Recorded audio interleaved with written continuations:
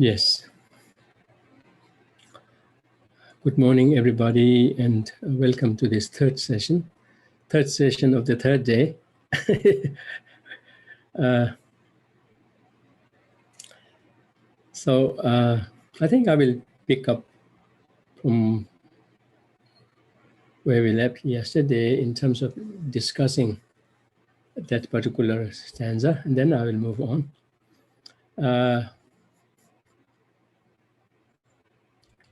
Maybe looking at the questions that I received, at least the question that we dealt with, I think it is fitting to dwell a little bit on that stanza, particularly in comparing with the Vajira Sutta version of translation that we came across. In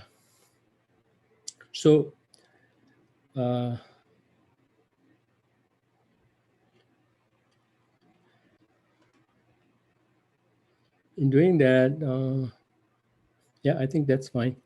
I will not spend too much time on it, but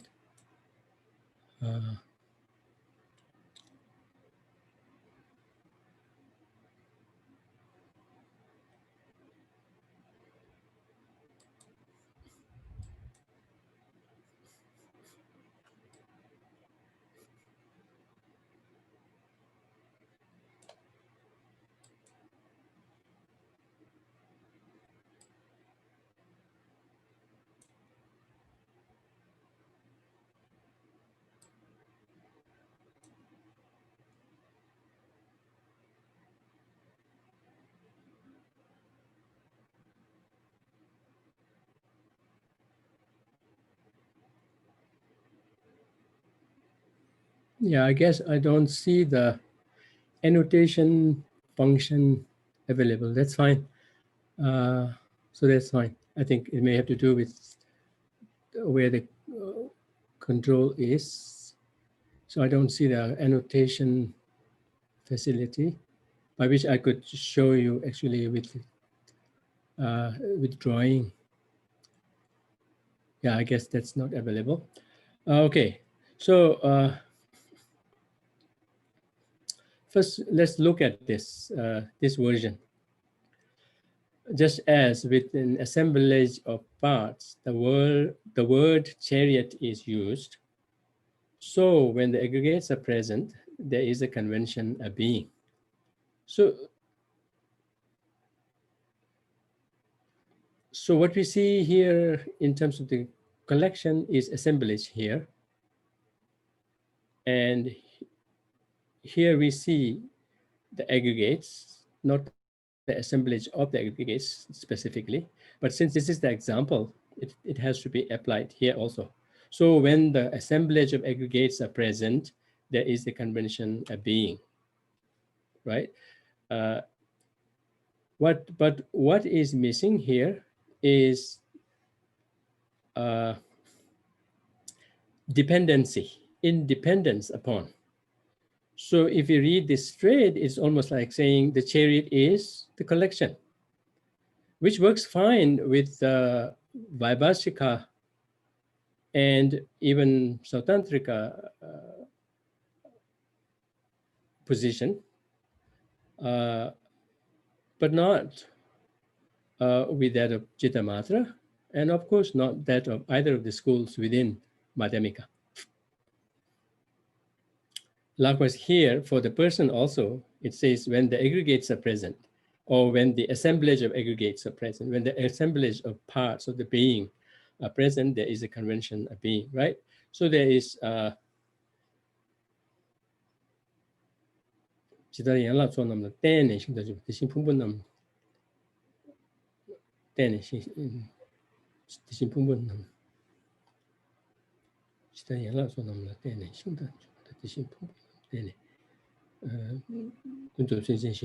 yeah, in the Tibetan translation, as well as in the commentaries in Chandrakirti's auto commentary on his root text, as well as in the root text itself, the stress is on this part about dependence. Not just the assemblage of the parts is the chariot, nor just the assemblage of the aggregates is the person, but rather a person is known or designated, je. Someone is called person in dependence upon the assemblage of the parts, in dependence upon the assemblage of its aggregates. So that's where the specific position of the Madhyamikas in particular kind of take hold on. So from a Madhyamika point of view, to say that the chariot is the assemblage, that's almost like saying the chariot is findable in the basis of imputation. Maybe not in the individual ones, but in the collection of it. And from a Madhyamika point of view, there will be tantamount to saying that the chariot is findable upon search in an ultimate sense. Not upon, upon search in an ultimate sense. And that from within the basis of the imputation, you can find something that could be called the chariot. Right? So goes the same with the being. So now let's look at the Tibetan or the Sanskrit, at least ones that are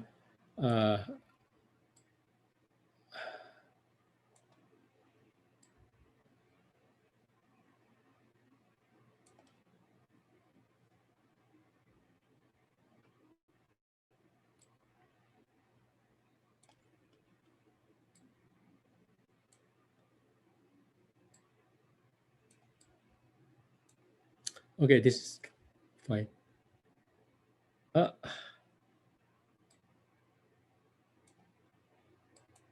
Okay, just as a chariot is,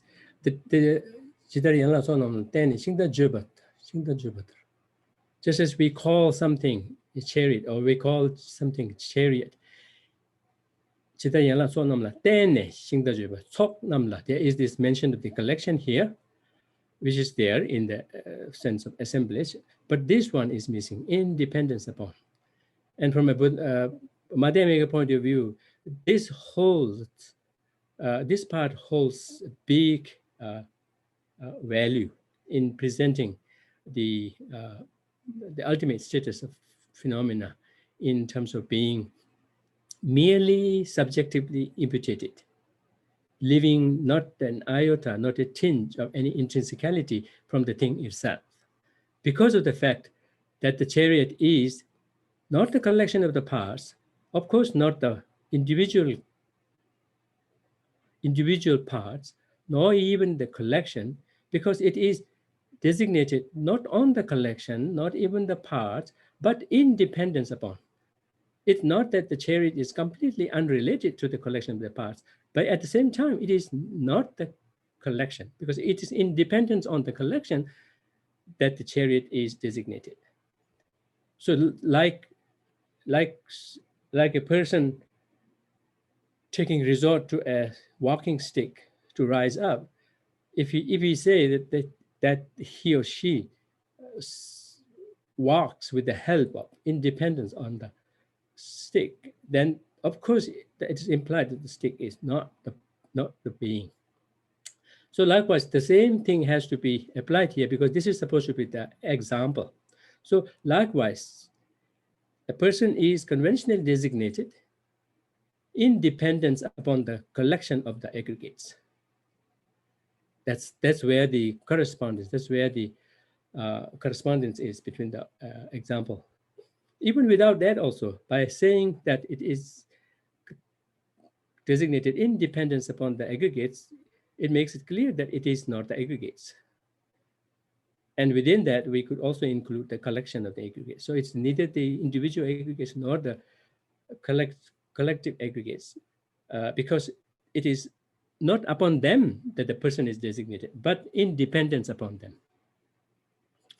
So, and not only that, when we say something is designated in dependence upon something, right? Independence upon something, it it shows that it is not totally unrelated to the aggregates, to the basis of aggregate, to the basis of designation. That's what we call the aggregates in relation to the person, which is the designated thing, and the aggregates are the basis of that designation. And the person is nothing but the mere designation. Mere designation, not in the sense that the person is just a word or just a term, although we use that term, we use that expression, but not to the extent of saying that it is nothing but a word. But what does that mereness, only being word, is? It is a subjective level, subjective construct with not an iota, not a tinge of any intrinsicality uh, for uh, for it to be accounted for. So so dependency makes it not totally unrelated, related, yet at the same time dependence upon aggregates, not being designated on the aggregates or upon the aggregates, but independence upon the aggregates makes it not the aggregates, neither the collection. So the important part here is, in the example, it mentions it is not the collection, it is implied that it is not the collection of the parts. So as I was sharing the Gestalt psychologist's statement on the basis of that drawing where they would have some figure of two faces kind of angled in such a way that in between you form this perfectly symmetrically constructed, symmetrically depicted image of a vase or of a pot, of a vase, right? So kind of the whole that comes from that collection of those two parts kind of becomes more than not only the parts, but even the collection themselves. So there's this sense that immediately emerges that that the whole kind of emerges from those, not only the parts, but even the collection. To describe the whole in terms just of the collection is not enough. Uh, so that immediately gives a sense of the part, the whole being something above, something more than the parts and the collection, and that is perfectly in tune with what the Madhyamikas uh, convey in terms of what the Madhyamikas agree and would kind of validate in terms of what is the ground reality of things existing conventionally. So here it is very important to, so I think that part about the, so it will be interesting to see whether the Pali origin also leaves out the dependency part. Although, as I said earlier, if we leave the dependency part, it works perfectly at the Vaibhashika and Sautantrika level of their understanding of what a thing is. Yeah, at the same time, if it is the same sutra, then it would be interesting to see whether the original does have dependency in there or not, and how that might have evolved over time, etc. But one has to remember that it is not just in this sutra, but in other sutras, like I mentioned in the sutra called Yapse Jeva, the meeting of the father and son sutra. And then, of course, this is a very common theme in the whole corpus of Prasnaparamita Sutra, that one would definitely come across that over and over and over again. This part about dependency should be there. As we yesterday tried with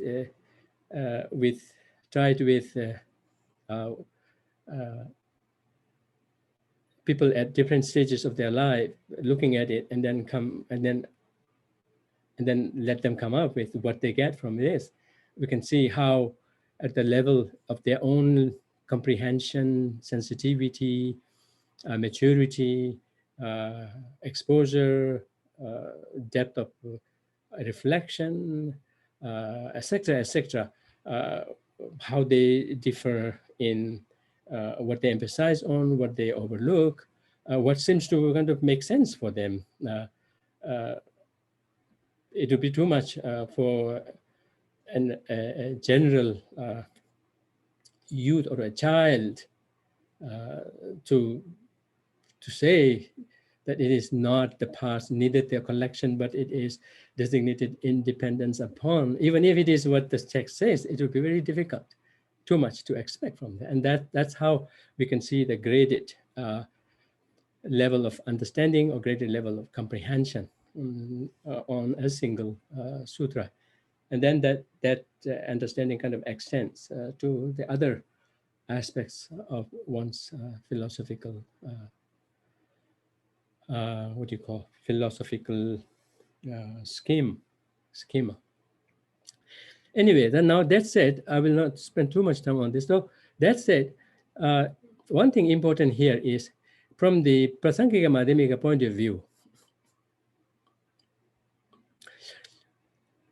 not only in the ultimate sense, but also in the conventional sense also, we would have difficulty pointing at the basis of imputation, the pointing at things objectively and say this is it, unless and until we are content with the mere conventional way of identifying something in a not so uh, insistent, obstinate uh, way, but rather kind of a uh, general acceptance of what a particular thing is. So like when we see a table, we say this is table, and yes, this is definitely a table, and we kind of go along with that, and we'll be able to kind of see the functionality of table and be able to go with our business. If we insist on kind of finding the table within the table, then we won't find it. And we won't find it. And if we were to kind of take it apart, I mean, that would be even worse. We wouldn't be able to even use it as table. And then when we put them together in the proper order, then we get table and it will work. So sometimes people tend to think that that's what the whole story about emptiness, conventionality and emptiness is, that when you take them apart, even in a conventional sense, and it's gone, you don't find it. Even without taking it apart, you cannot pinpoint table on any part of the table, right? But if you take it apart, that becomes even more graphic, right? Even more dramatic and even more graphic, and you don't find it, and it won't even be functioning as a table. When you put it together, then you get table. Although it will be interesting to see at one point you get table, at one point it is not table. It will be interesting to see. And that kind of is an exercise to be engaged in, to find about the constructiveness, the constructive nature of things, of how, and then if we get a good hold on one thing, then we can apply that, because there's nothing which is exceptional to this rule. But one has to first get a good grasp on one thing, like we started with the whole, and then we can point to a part of it, and then that part, in regard to its own part, it behaves the same way as did the whole. So that way we'll be able to then extend that understanding and kind of get up close to a almost like a hidden wonder of how things work, right? How things work, a hidden mystery, a hidden wonder, and really marvel at how things work the way they do, be that the parts or that the whole, the parts in relation to the whole, parts in relation to each other. I mean, it's undeniable that things work, things function, and things are not just what you call arbitrarily interchangeable. Yet at the same time, uh, not not even taking it into the ultimate analysis uh, level, but even on a conventional level also, you cannot find table within the table. So, by the way, why I mention this is very often uh, people tend to think that, yes, emptiness, I got emptiness, emptiness is not that difficult. It is, by the way, it is not even required of a philosophical, what do you call, philosophical twist of mind and sharp mind, because this is what it is. And like every worker, farmer, labor, mechanic, all get it. They all get to deal with it, be that just about anyone, if they just care about it. That's what is apparent, right? They can find it within it. Yet at the same time, if they don't worry about it and then let it kind of work and then use it, then it will function. So sometimes people think that that's what emptiness is. When you either take the parts apart, or you mentally kind of take them apart, then you don't find it. You lose it. And then when you bring them together, fix them into a particular configuration, then you get it, and you can even work, function. And they say that that's conventionality, bringing together and having making it work is conventionality. And then when you take it apart, you don't find it within it, inside it, in it, outside of it, or in any parts of it, right? And they say that that's emptiness. That is not. That is not emptiness.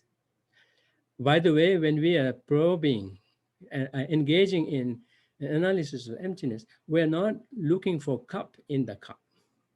We're looking for an intrinsic cup within the cup. It may not sound like that difference, or it may sound like just semantics, but it is not.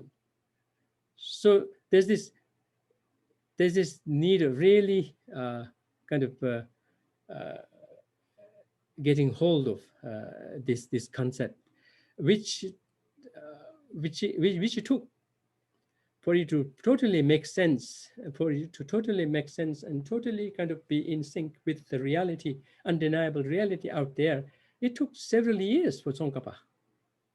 Even in his case, he had the privilege of consulting Manjushri through someone in the earlier parts of his life, and then eventually by himself directly, and could get instructions that could be verified and justified, verified and cross-checked against the authentic text, and all of perfectly fall in place. And that's how they would begin to kind of develop this sense of reliance.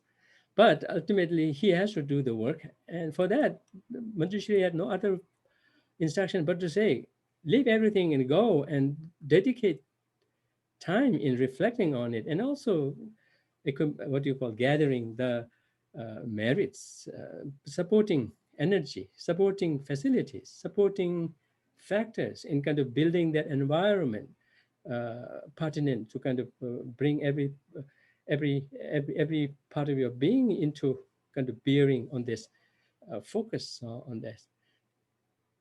And then eventually, when he encountered this, that's what then led to him kind of spontaneously compose the praise, in praise of dependent origination, in praise of Buddha for teaching dependent origination. Then he got hold of it. Kind of, that's when the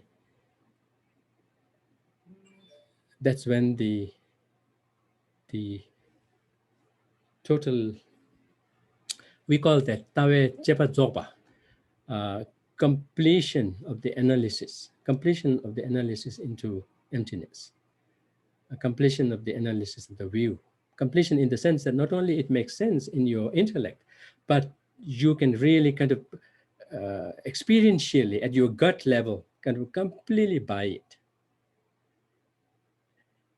That's when there would be no sense whatsoever of any contradiction between what you are intellectually accepting things to be and what you actually are dealing with. Rather, you kind of see the two really merge, blend totally, inseparably, in the sense that conventionality has has to be possible because of the fact of its being empty of intrinsic existence.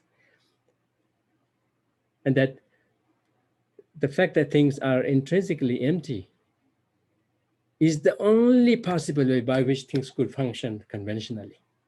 So in a way, they are like the two sides of the same coin.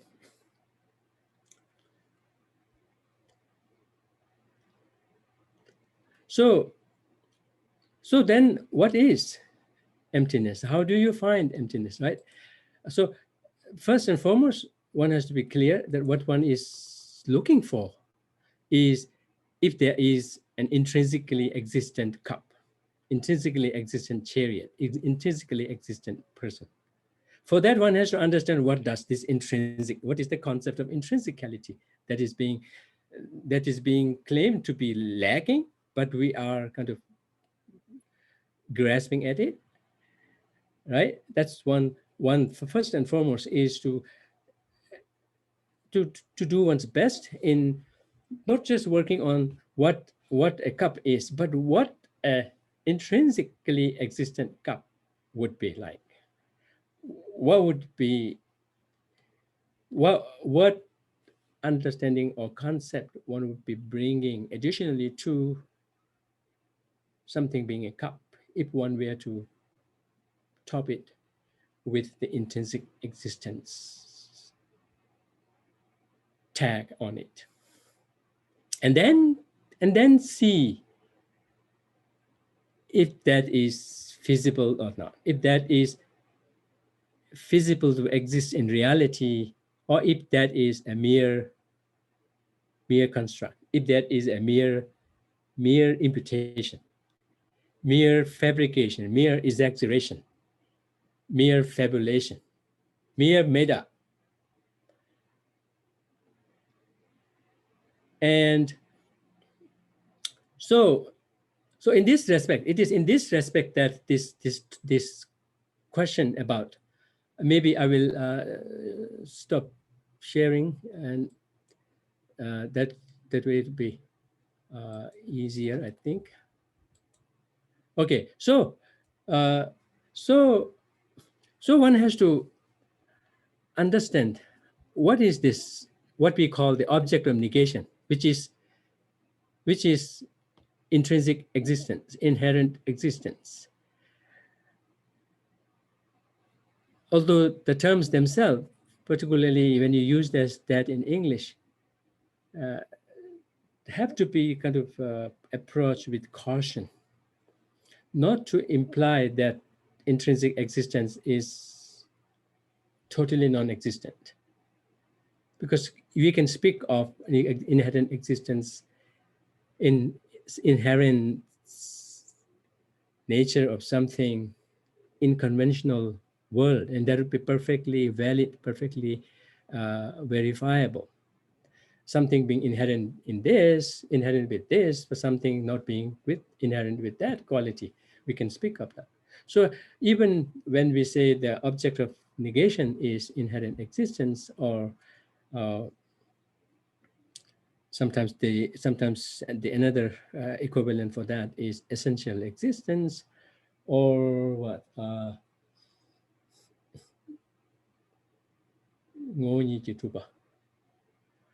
Maybe existence by essence, inherent existence. Anyway, so one has to kind of decode that and understand that. Because when we are speaking of inherent existence as the object of negation, we are speaking of something which is totally non-existent, not only in an ultimate sense, but even in conventional sense. But yet at the same time, something that we dearly hold on to and project on just about most of the things that we kind of deal with, that we hold in our mind and think of, meditate, just about any action that we engage in. At the very least, it is said that we have the appearance of an inherent existence. So that's another part. The claim that, yes, inherent existence invariably appears to us as sentient beings, except during the meditative equipoise, one-pointed meditative equipoise on emptiness. So that's one thing to be remembered and verified and checked. That will kind of give us some closer idea of what inherent existence might look like. And then proceed from there to reason against it in terms of whether uh, that's a reality, whether that can exist in reality, whether that could be the reality, or whether that is a mere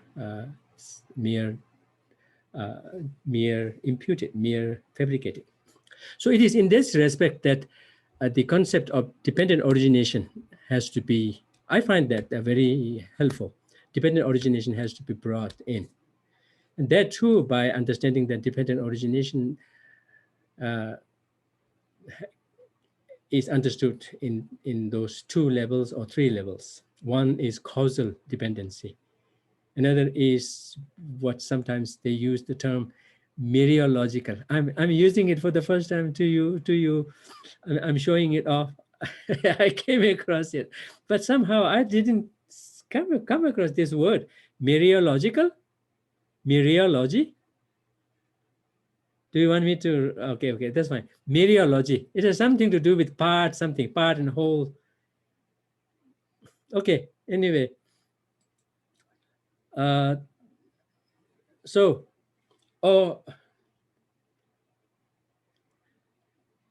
yeah, mereology. I think that will work. Something to do with parts and whole. And then there is the third one, which is the conceptual designation, right? I don't have a good hold of that in terms of English translation. So designational dependency, right? So when we say, when we make a big deal about dependence and also interdependence, by the way, one has to be very cautious in using the term interdependence. Not just throw it out and then just say everything is interdependent. Of course, in a casual way, that may work. But if we want to be really precise about what we mean, then we won't necessarily find everything in that light of interdependence. Because at least in the way I understand and I use it, I reserve it for against dependency is interdependence has to be codependence, but simultaneous dependency. Not just merely codependence between two, where the actual dependency is sequential. Then I do not use the term interdependence there.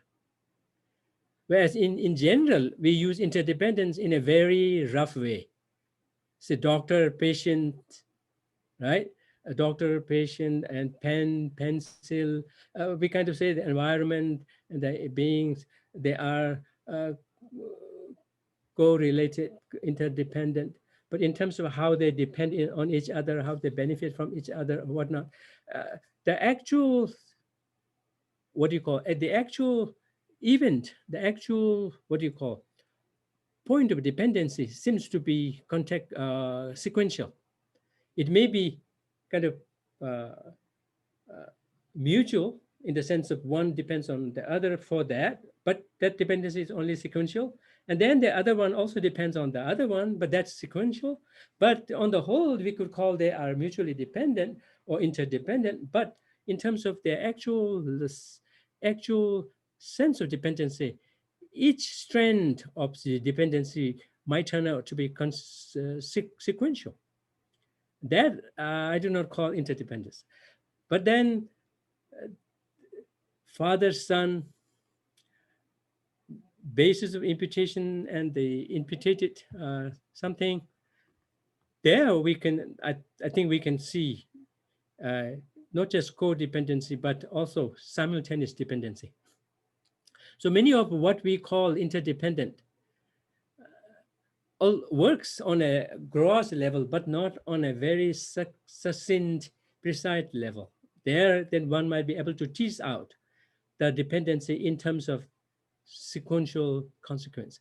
Anyway, so Uh, so the dependency, uh, yeah, one thing is very often people sometimes think that, oh, I see things are dependent. That must be enough. Now I must be very close to emptiness, or may have already understood because I have seen things being dependent. And if I say they are dependent, they are not independent. So if they are not independent and they are empty of independence, so I understood independence. I understood emptiness. Oh no, not in that sense. Not in that sense. Yes, to the level one has understood dependency, maybe even on a causal level, one has ruled out independence on that level. But that's not to be equated with understanding emptiness.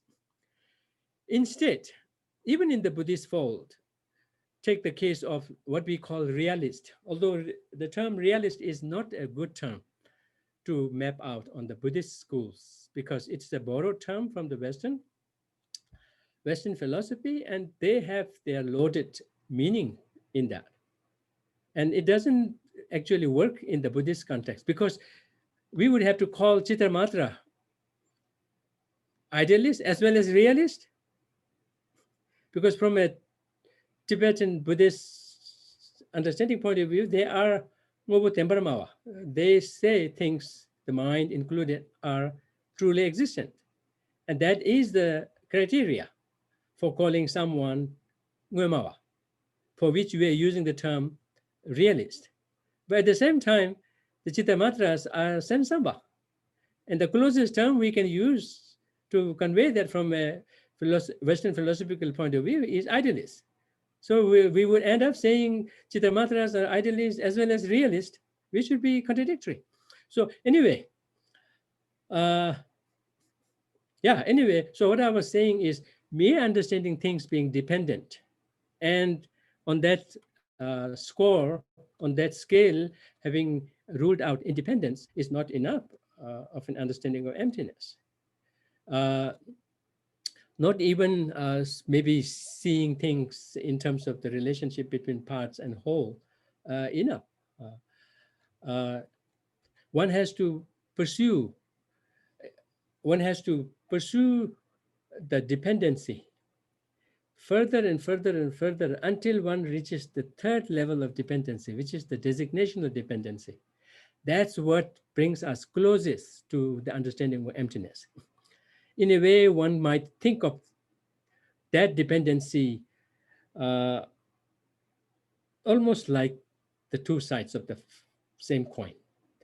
So only that level of dependency enjoys this status of being the flip side of it, flip side of emptiness, not the other ones. And that's not something I'm making up here. In in I mean, in actuality also, in the sense, in the case of Buddhist actuality also, we call the Chittamatras, Vaibhashika, Swatantrika, Chittamatras realist on the uh, ground. They advocate true existence, uh, which would be even grosser than inherent existence from a Prasangika Madhyamika point of view. So based on that, they are collectively called the so-called realist, Nguemawa. So for them, the very reason that things are, yeah, but yet at the same time, they have no problem accepting causal dependency. So for them, yeah, for them, things being causally dependent is instead a reason to ascribe something objectively special in the cause and the result, or in the cause and that result, to have that relationship, not with others. So instead of bringing naturally or automatically bringing closer to emptiness, it could even lock us stronger into accepting true existence. So anyway, and in the stages of meditation by Acharya Kamalashila,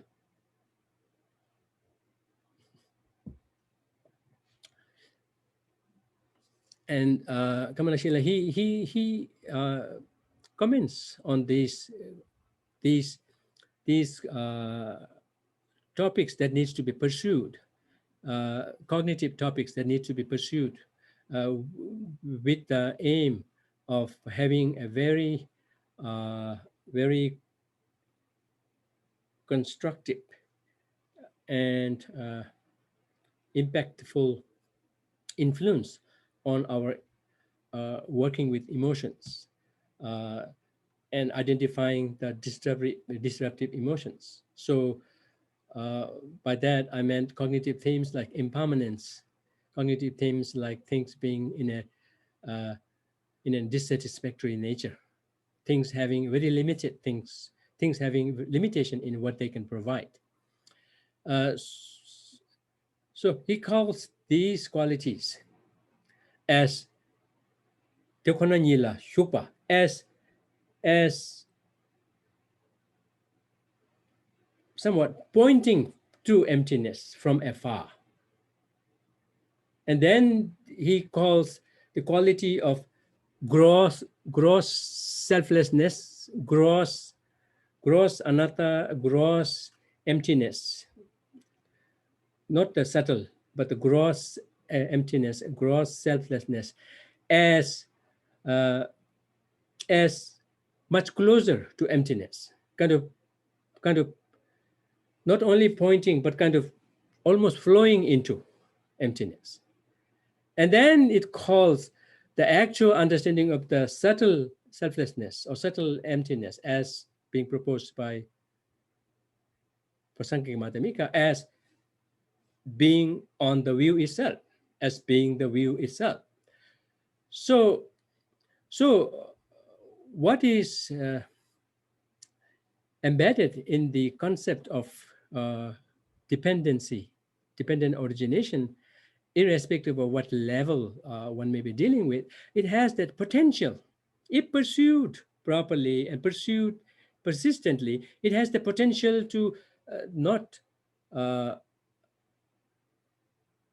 not deceive you, not uh, fail you, but kind of lead in the direction of emptiness, eventually, closer and closer to actually encountering it. So that is the reason why dependency in any form, be that in the form of causal relationship, be that in a more subsection of causal relationship in terms of the relationship between what causes happiness, what causes suffering, etc., or causal dependency in general, irrespective of where it may lead to, it kind of helps in zeroing in eventually on the actual understanding of emptiness. So that's why dependent origination is very much valued, but it should not be taken as one and the same thing with emptiness. If at all any level of dependency is that one and the same thing, kind of a flip side, it's just a matter of if you flip up, then you have the emptiness. That is the third level of dependency, and it is questionable if one could even have an understanding of that third level of dependency without understanding emptiness. So it kind of comes together. It's like when you understand things being empty of inherent existence, that's when you see things being dependent in that designation, in that merely dependent on designation sense. It's just a matter of, but at the same time, beforehand, one could explore that idea. That way, exploring it from the designational dependency part, and as well as the concept of emptiness, side by side, can kind of rally the strength in kind of bringing us closer to an understanding of emptiness. So that said, very often we come across this statement, like I shared yesterday, Tenjungi Tekonanyi. The usual translation has become so overused that it has now become cliche, right? You call that cliche, right? I got to use this cliche here. It has become so overused that now it doesn't seem to really convey the meaning intended. The usual translation is the ultimate reality of dependence or dependent origination. So it might almost seem to point like the emptiness of the dependent origination, the emptiness, like emptiness of cup, likewise emptiness of dependent origination. That's not the meaning of it. What is conveying is tenjung gite konanye. Whatever is dependently related, it ultimately boils down to something. It ultimately boils down to something, and that ultimate is the ultimate, the rock bottom that it can hit. When something is dependently originated, that is the rock bottom it has to hit. That's what it is pointing to. It's not the emptiness of the dependent origination, but rather emptiness that is the ultimate, what you call the essence of things being dependently related. So it is in that respect we use this expression, tongba tenjung gute, tenjung tongbe te. Usually the translation is dependent origination as the meaning of emptiness. Emptiness as the meaning of dependent origination. Again, this is so fraught with possible misunderstanding. Of course, and this is a literal translation of the Tibetan term, Tongpa Tenjung Guten. Den means meaning. And people translate it like that. And another option, alternative of translating that is emptiness in terms of dependent origination in terms of emptiness. Again, I don't think that carries that same weight. In my understanding, what that conveys is Tongpa Tenjung Guten, not de or meaning in the usual sense, in the usual conventional sense of something being a definition of a dependiendum. Usually we use the term de as definition. If it is a very well worked out meaning of something which is waterproof, whatnot, then we say this is the senyi, this is the definition. And until then, it won't rise up to that status of being definition. It could be something like a working meaning, something like that. But nonetheless, it is a meaning. If we use meaning in that sense, then this is definitely not what is meant here when we speak of dependent origination being the meaning of emptiness, or emptiness being the meaning of dependent origination. Because they are so far apart. There is a connection there, but they are so far apart, depending on what level of dependency you're talking of. So I understand this as dependent origination. When you understand dependent origination and explore it, probe it thoroughly enough to get to its ultimate import in things being totally empty of inherent existence. And when you pursue an understanding of emptiness, make sure that emptiness doesn't conflict with dependent origination. Rather, by affirming things being empty of inherent existence, it should be able to kind of bounce back into affirming that things are dependently originated. It should be built into that understanding. That's when they serve meaning to each other.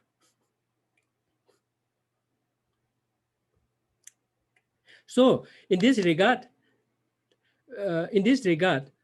we have to be very clear about what Buddhists meant by dependent origination and make a big fuss about it, make a big deal about that. Because many of the dependencies that we see, even in science, in regard to quantum entanglement and whatnot, which I will dwell on after the break, they seem to fall short of this third level of dependency. They are, at the best, causal dependency, not close to the subtlest dependency. As subtle as they may be, as amazing as they may sound, but even to the point of entanglement, quantum entanglement, which I will indulge on a little bit in the session after the break, with your permission. So, yeah. So I was telling about quantum entanglement. I'm kind of really intrigued by the idea of how very distant particles can show sign of being connected, uh, and that they have somehow uh, undertaken a first visual evidence of entanglement. I think in sometime in 2009. Mm,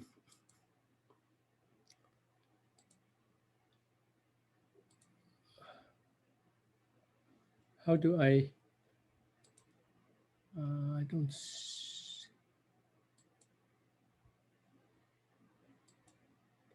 Mhm. Okay, so yeah, it's somewhere in Scotland, the University of Glasgow has has succeeded in undertaking the first ever visual evidence of entanglement, where they used photons in the entangled pairs and measured the phases of the particles, kind of responding to the change that they are doing on one of the pairs. So by doing that, then you could see how they share properties of spin, polarization, momentum, even if you just meddle with just one and kind of take them apart with no clear sign of what is connecting them, right? But somehow they have to be what they call, they have to be entangled, mm, entangled on a quantum level. But they have to become entangled on a quantum level to have that kind of a response. So what, not that I read further, this is all just limited to one article that some friend of mine shared with me. Okay, so I don't have any uh, deeper knowledge of quantum entanglement, quantum mechanics, let alone quantum mechanics. But somehow these particles have to become entangled, what they call entangled in entangled on a quantum level. And from what they are uh, describing it doesn't seem to be a human-induced entanglement. It has to somehow become entangled. And once they found out that they are entangled, then if they take it apart, then meddling with just one, they can see the other kind of responding to it. And the changes they can see in the form of spins, polarization, momentum, those are the properties that they claim that they share between them. And uh, by using photons in the entangled pairs themselves, they can measure the change in the phases of the particles in the other particle. So there is this connection, a distant connection, and uh, and it's amazing to affirm that. And in a way, it is these days very evident. Not quite quantum entanglement, but pandemic entanglement. Pandemic entanglement. Someone far, far can affect someone far, far without even knowing who they are or even exist. By the way, whenever something comes in a community or in a collection, of course, the mere presence of that either directly affects the dynamics or potentially affects the dynamics kind of one way or the other. That's kind of a given reality, I think, if we think about it. And then that should extend to so many far away things, including the small particles. More particularly, those are very, very delicate. But in terms of seeing that kind of connection is amazing. But the reason why I am bringing this up is I was commenting that as mysterious as this is, as amazing as this is, this kind of a dependency still falls short of dependency at the last level. It is at the best. It is either a codependence, But I have difficulty understanding that as a literally spontaneous dependence. It could be causal dependence, and that could be detected by seeing if there is any time gap between the two movements in one and the other. I suppose if you initiate movement in one and then the other one changes, I think it should be sequential, uh, irrespective of how minute that time may be. So anyway, uh, there's this need of kind of reserving this amazing thing about interdependence, spontaneous co-interdependence, to just a small portion of things, not to everything. We cannot equate dependent origination with spontaneous codependent origination, which is not to say that there doesn't exist any spontaneously codependent originations, but they are not as widespread as dependent origination. So that's my take. That's my take. Okay, if we have time, we could play around with different examples, whatnot. And also, in terms of the identity, there was this Santa Fe Institute that I saw an article about identifying individuals. And they propose a information theory, not anatomical theory by saying which part of it might be the individual, but information theory, where they identify, where they kind of see individuals' identity as dynamical processes, not stationary object. It is rather a continuous thing, not binary, neither nested, nor something possible at just one particular given level, but rather a continuous thing.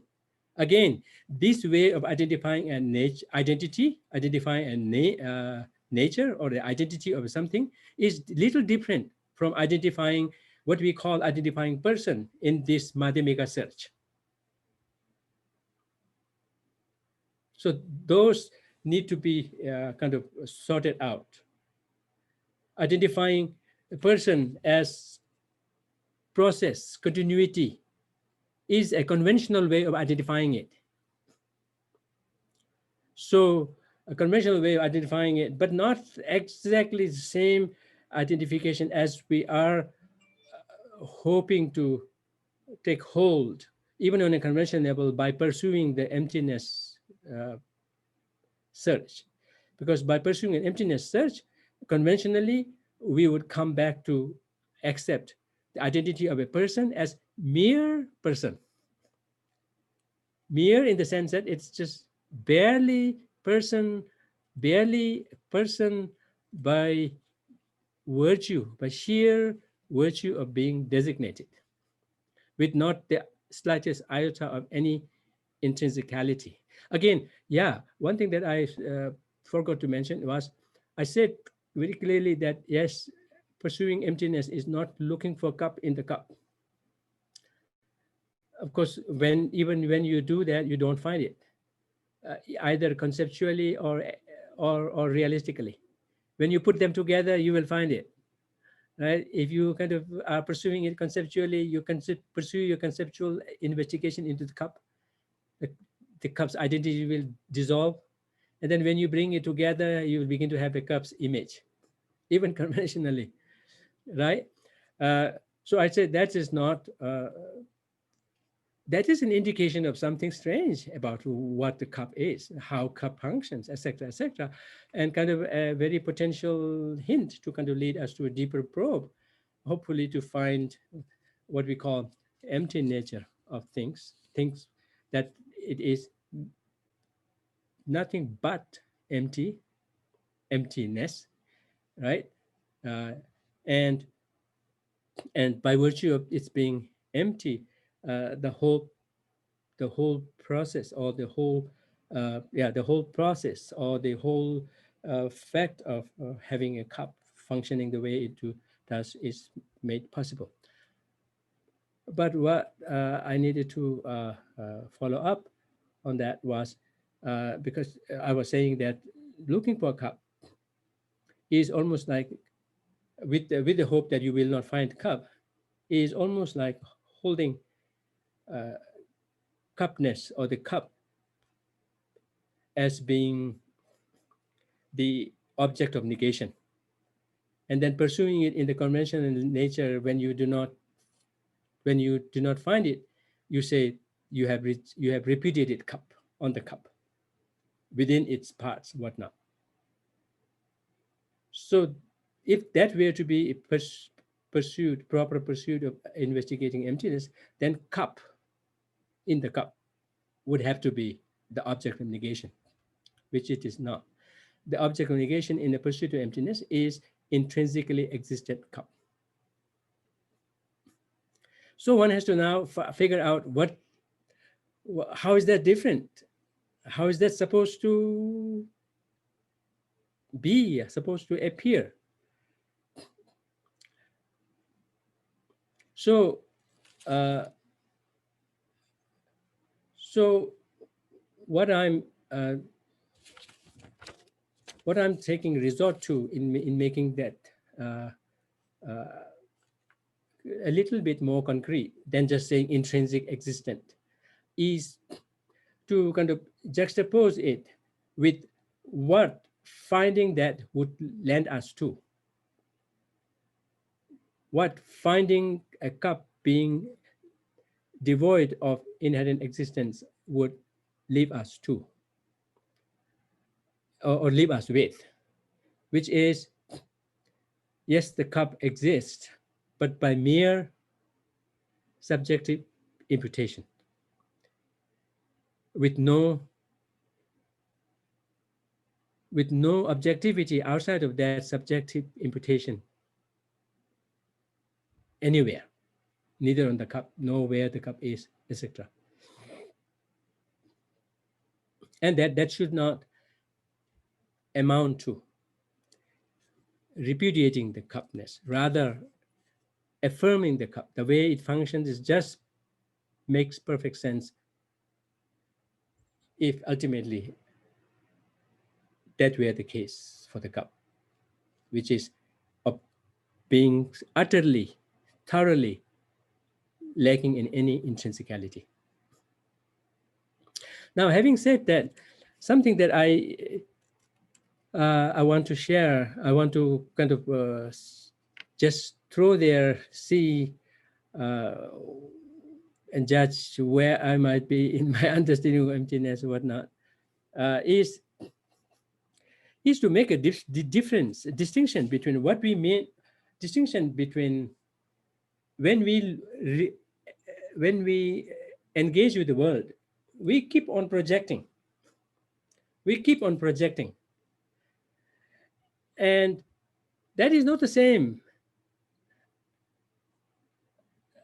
That is not making things what they are by way of being merely imputed. Yet at the same time, going about projecting that way has a real effect on oneself. Because the projection you do, through that projection, you are connected with that projection in relation to that person. That projection may or may not be realistic, but you are connecting with that person through that projection, and that projection is linked to you, linked to us. And that is what you call manipulating the system within us and making us feel the way we do, feel, propose, plan, design, worries, feel alarmed, all of that. But that is little different from when we say things are merely designated. And when we say that things, that, and yeah, when we say the things are merely designated, nothing but designated, when we do that kind of a projection, it is not that actual projection in relation with emptiness is happening. Irrespective of that, everything out there, without you projecting anything, would have to be what they are by mere virtue of being subjectively established. And there, subjective doesn't have to be any singular person's consciousness. It could include The subjectivity could include, I think, conventions, norms, habits, environment, beliefs of a particular system, particular time. And that could change. And that is itself relative. Of course, it is veritable and is functional, operational.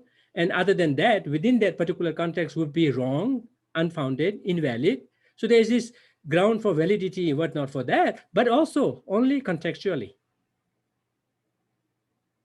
Let me share you one experience. When in yeah, these sessions has been what somebody wrote in an email to me as diving in deep sea, deep water. So I'm trying to kind of give ourselves some opportunity to come out of the water a little bit, and then go deeper into it, and then come back, maybe on the surface. So by way of that, I'm sharing this and this episode. I was in the monastery during our summer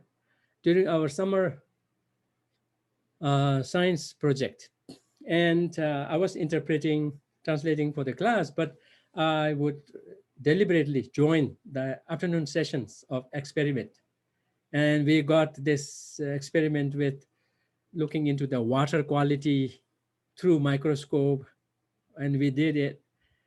We were very successful in finding so many weird, bizarre things happening there in just about very, very teeny tiny body of water. And that really changed my reaction to how I deal with the water.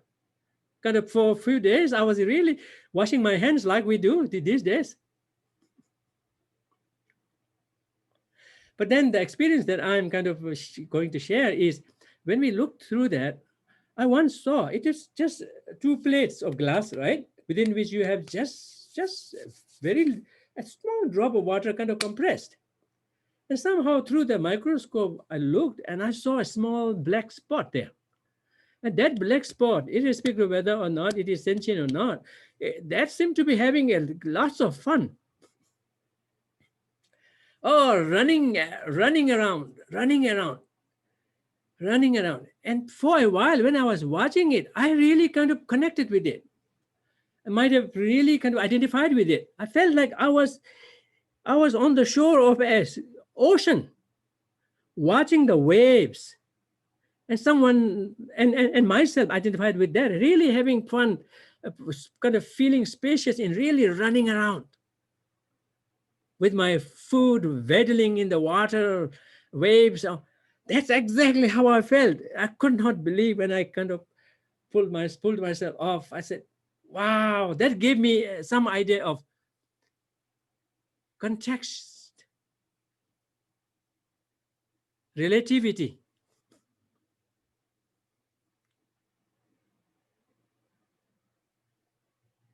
We are kind of stuck in one dimension of existence. That's the problem. We then, on top of this embedded grasping habit within us, we kind of really solidify it by saying, I see the same thing, right? And this is it, this is house. But what we are calling a house would be totally a different thing, a weird thing, but validly so for some other macrocosm, some other microorganism. Not by mistake, but by full validity. In that regard, I really, if you must have watched this movie, but if you have not, you should watch this. The movie is called Honey, I Shrunk the Kids.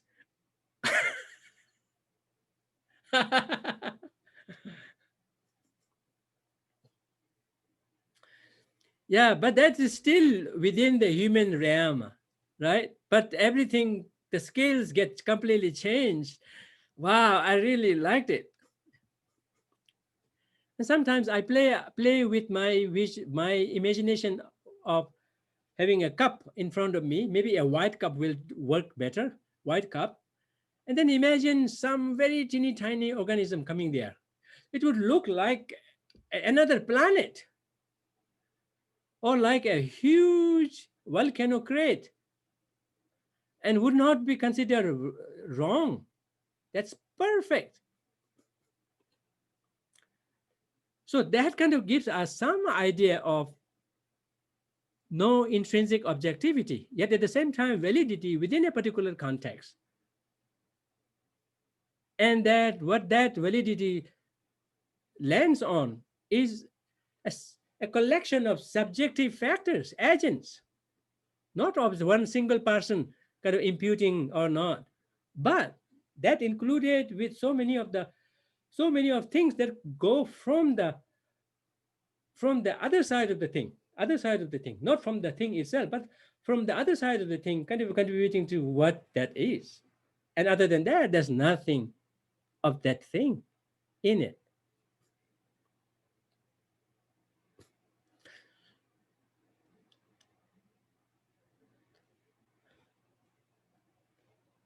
Okay, so I think this should be enough here. Now, again, by way of having a little lighter time, let me give you an example. Suppose there is a culprit. By the way, today is our third day. Tomorrow is the last day. I should not I should not miss out on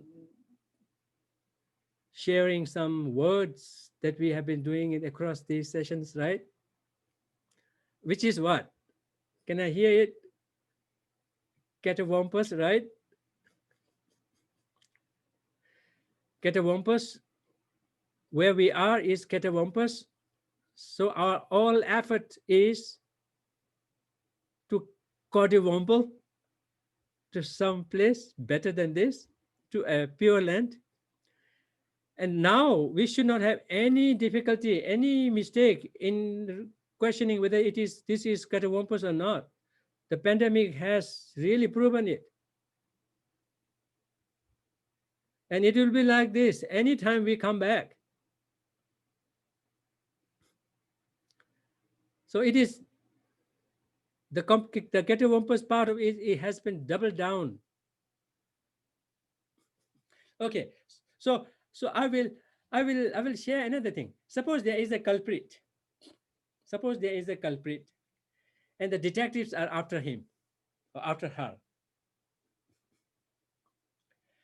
The culprit goes in the right direction. The detectives go in the left direction. They have no hope of finding him, and may end up catching someone, arresting someone.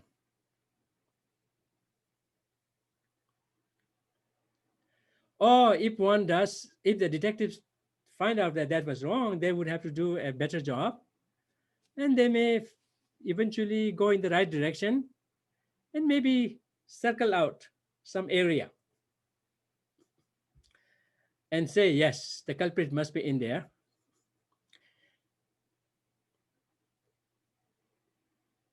And somehow it happened to be there. But now there are so many people there, right? They can't really zoom in and say, this is the person. So instead of succeeding in pointing to one person, they kind of point to 2% or 3% and say, them, they are the culprit. Whereas what they're looking for is just one culprit, but they're pointing their fingers at 3. That's not as successful, right? Now, eventually, if one is a better one, smarter one, and really kind of did thorough research, whatnot, one will be able to point one finger and zero in on one, the correct one. That is exactly happening here in these 4 schools of thoughts with regard to identifying the root of samsara.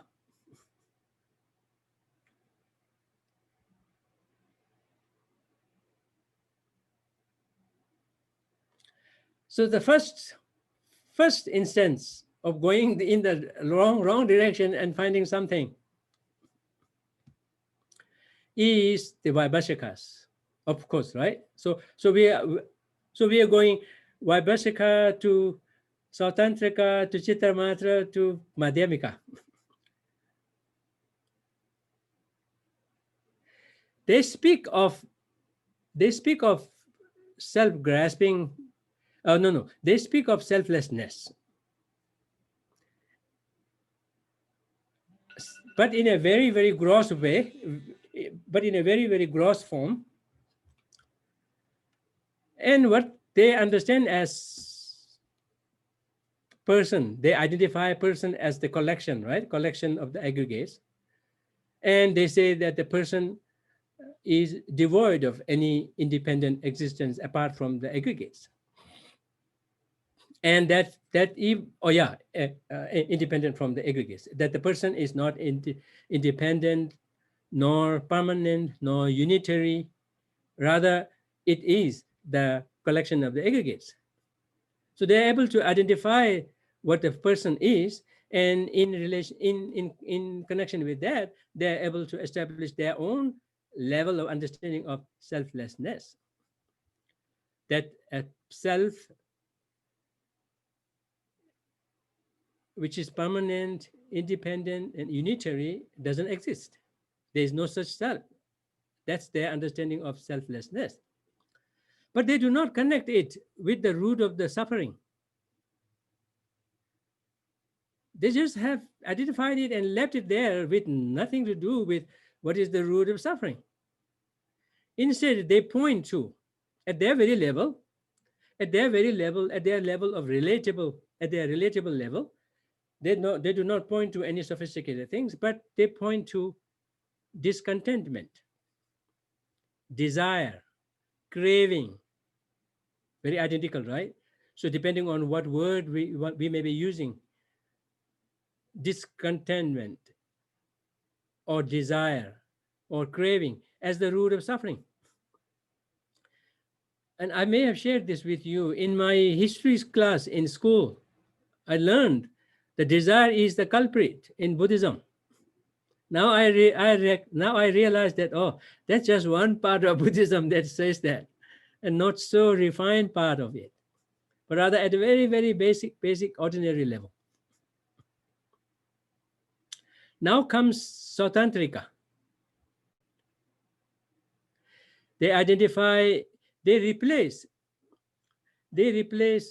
desire as the root of suffering to a self-grasping attitude, but self-grasping little refined than the before one, in seeing that there is no such self which is not only permanent, independent, and unitary, but also not self-sufficient with regard to the aggregates.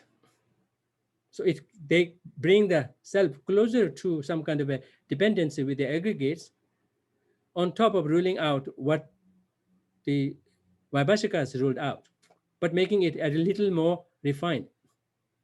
And they say that is also the root cause of suffering, the root of samsara. Now the Chittamatras,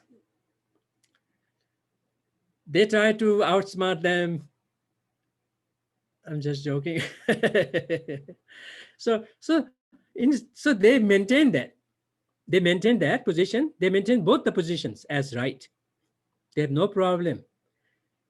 Except they think that there has to be yet another culprit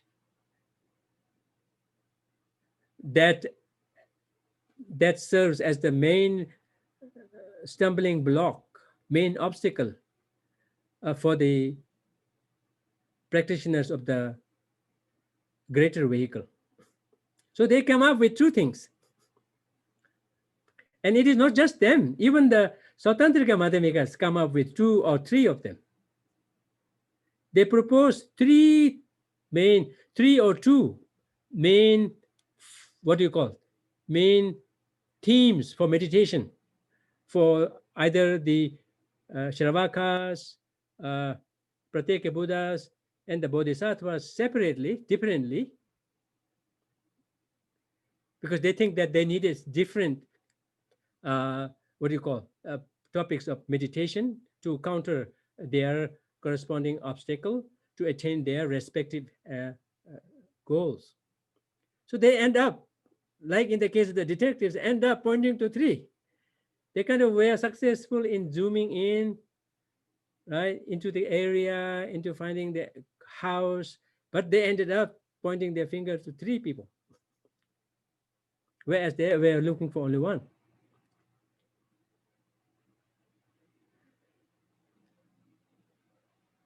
Then comes the Prasangika Madhyamika. Maybe except for the Chittamatra position of, except for the Chittamatra stand on the Chujitame, selflessness of phenomena, except for that, they have no problem. Even the Prasangika Madhyamikas do not have any problem in accepting all of those grosser, progressively refiner levels of selflessness. But they would not settle on them as the final level of selflessness or emptiness.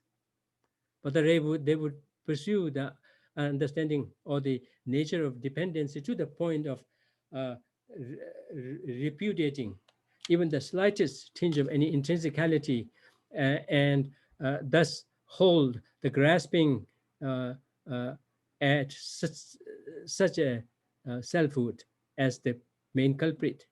And that is the main culprit to be confronted, to be addressed by all of the practitioners, irrespective of their vehicle. So, in terms of their main focus of meditation to tackle their respective, what do you call, defilements, he, they propose, the Prasanga Madhyamika propose just one. They zoom their uh, attention on just one and say, this is it. With that taken care of, all the rest will be taken care of. And one doesn't need to have any separate, different, what do you call, antidote to that. So that's how you can see the progression in these schools on this very, very crucial topic of what is the root of suffering, which is what is the root of samsara, which is another way of calling what is the root of suffering. Root in the sense, something, unless it is rooted out, the suffering may have been subsided, may have been undermined, may have been weakened or mitigated, whatnot, but that is not going to go away.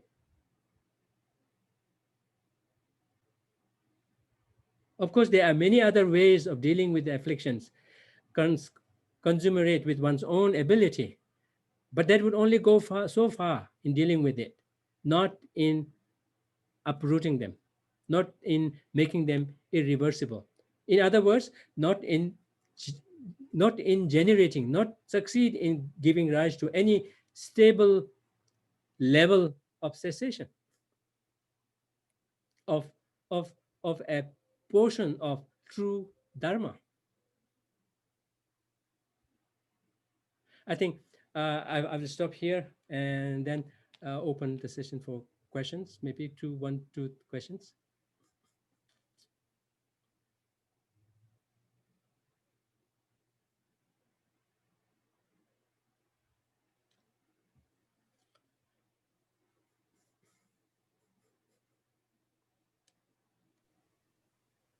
Go ahead. Oh, I'm asking, are there any questions? Okay, to ask now.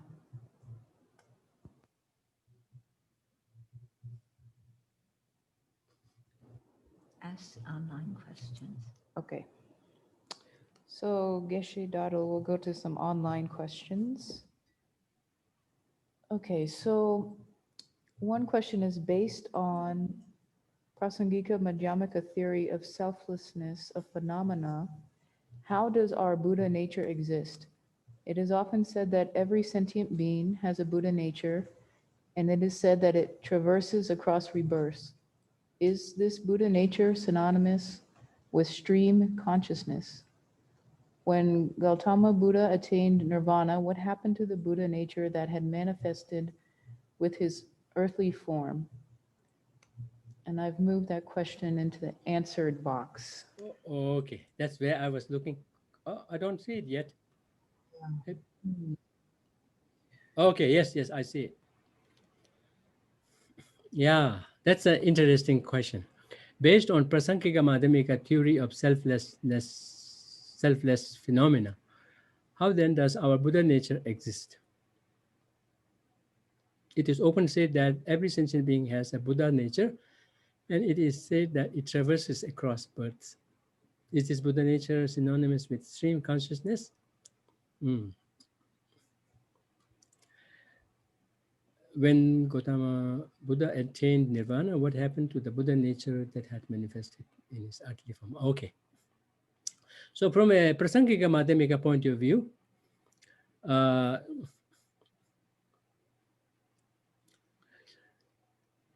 we identify the defiled consciousness, the defiled consciousness itself, together with its empty nature as the Buddha nature. So, so what you're pointing to, which is selfless phenomena, rather it should be the selflessness of phenomena on the mind or on the mental continuum of that person. That is, together with the base consciousness itself, is the Buddha nature. So every sentient being has mind, and its mind is defiled. So it fulfills the defiled mind part of the Buddha nature. But luckily, that defiled mind is devoid of any intrinsic identity, which is its emptiness, which is its selflessness of phenomena on it. And because of that, uh, it is it has the potential to be rid of all the defilements which are grounded in this uh, in this grasping at and totally unfounded notion of selfhood by realizing the selflessness nature of the mind itself. So it doesn't have to look anywhere else but the mind itself and dig out its own very fun, what you call, ever present nature of selflessness, and then use that and understand that stronger and stronger to fight its own uh, demon, if you will, in the form of strong embedded grasping. In the Prasangika Madhyamika, right? Actually, yeah, I will touch on Buddha nature tomorrow. I was thinking of doing this along this project of kind of seeing the trajectory of refinement along these schools, including that of the Tantra, which is slightly even more advanced, which then allows for so many of the possibilities which just was out of beyond the comprehension of the lower schools. And that because of that, there were no there they posit so many what would be seen as faulty positions in their system from if looked from a Prasankika Madhyamika and highest Yoga Tantra point of view. So that said, your next question is Buddha nature synonymous with stream consciousness? I think stream consciousness, in what sense are you using this? If you mean the foundation of all consciousness, then that is not. If by stream consciousness you mean just the continuum of the mental consciousness, then not that it is synonymous with, but the stream consciousness in the continuum of a sentient being, the stream consciousness which is defiled is part of the Buddha nature, together with the emptiness nature of that very stream consciousness. So if you say it is synonymous, then you are excluding the emptiness nature of that consciousness out of the domain of Buddha nature. So yes, stream consciousness, not to be confused with the foundation of consciousness, foundation of all consciousness, but just the sixth mental consciousness, which is is defiled, in our case, in the case of the sentient beings, that is part of the Buddha nature within us, because that, no matter how much defiled, afflicted it may be, it is embedded with that potential to be rid of it, because the defilements just do not enter into the very fabric of that consciousness, so much so that the only way to get rid of the defilements would have to be getting rid of the consciousness itself. It just is, that just is not the case. So the defilements, however strongly embedded it may be, they are mere adventitious. Not that they are easily going away on their own, but nonetheless, with effort, they have no choice but to go away. And the main tool for that, again, is embedded in there, in the ever-present emptiness nature of that very same defiled consciousness. So like we are well equipped. In a way, the expression goes, we are already free. I wouldn't go to that extent, but I will say we are already free to free ourselves. We don't have to wait for somebody else. We are already free to free ourselves. We may not be free, but we are already free to free ourselves because of these wonderful qualities within us. So the next question was, when Gautama Buddha attained nirvana, what happened to the Buddha nature that had manifested in his earthly form? Well, first I will comment on this term nirvana. If you differentiate between nirvana and non-abiding nirvana, then what Buddha attained was non-abiding nirvana. If you kind of use it in a generic way, yes, Buddha attained nirvana. At that time, what happened was his Buddha nature fully blossomed. Not that he lost his Buddha nature. Now that Buddha nature abides in him in the form of full blossom, not in any kind of a potential level. Now the full potential has been realized. So in full blossoming, full realization of the Buddha nature, it remains there, but not in the same sense as in us, where Buddha nature is waiting to be awakened, or waiting to be activated, or waiting to be fully blossomed. There's no part of it in a potential level. So I think, I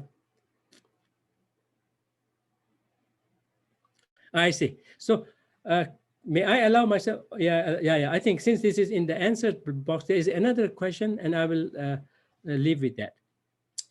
The another question is, can you give more examples of interdependence using the definition of it being something codependent and simultaneous?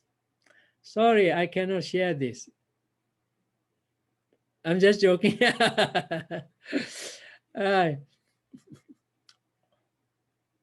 Yeah, to go easy, it will be something like this side of the mountain, that side of the mountain, father, son, mother, daughter, cause, effect.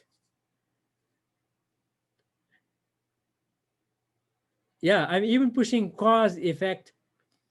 I'm not saying smoke and fire. I'm saying cause and effect. There is a, what is the term? I don't know. There is a catch. I don't know. Okay, so yeah, those are the examples. Now, the pursuit would be, we have said the cause and effect are codependent and simultaneous. Simultaneous, not in the sense of cause and effect happen simultaneously, but the cause and effect dependency is a simultaneous dependency. Yes. But then the idea here is to see. So I meant simultaneous, right? Simultaneous dependency. So there can't be cause without effect. There can't be effect without cause. So their dependency is simultaneous, but not in the same sense as saying, whenever the cause happened, the effect was already there. But that dependency still is what I'm qualifying as simultaneous. And that is only possible if things didn't have any intrinsicality. If they had an intrinsic nature, that would not be possible at all. Or in such a kind of a relationship, both the cause and effect would have to be together. And they have to be always together. For something to be cause, the effect should be always by its side. For something to be effect, the cause should always be by its side, if they were to exist intrinsically. But because they do not exist intrinsically, they do not have to be simultaneous together in the temporal sense, yet their dependency is simultaneous. So with that, I leave it here.